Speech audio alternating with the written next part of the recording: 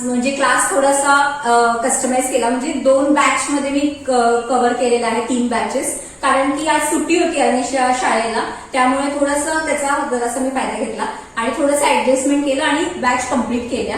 नाही असं नाही. आणि आता आईचा बर्थडे सेलिब्रेट करूयात. तर आपण आता मस्तपैकी तिचं औक्षण करू, केक कटिंग करू, असं सगळं एकदम प्रॉपर पद्धतीमध्ये तिचं एक बर्थडे सेलिब्रेशन करायचं आहे. तर चला तुम्ही बघा आणि आम्ही सेलिब्रेट करतो आहे, तुम्ही पण आमच्यासोबत जॉईन व्हा. तर आई चल तुझं औक्षण करूयात छानसं.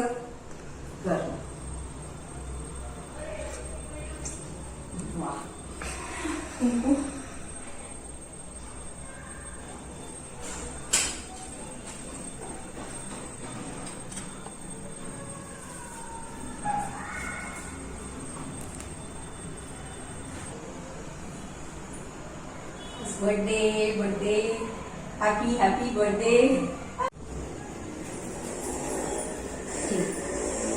थोडंसं तोंड गोड कर.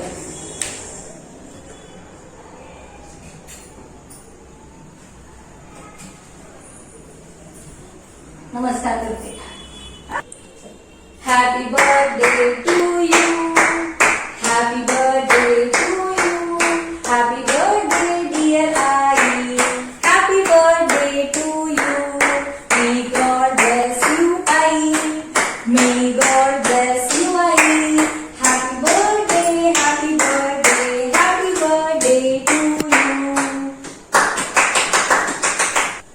आई थँक्यू. छोटूसाठी आईला भरवूया. Happy birthday. थँक्यू.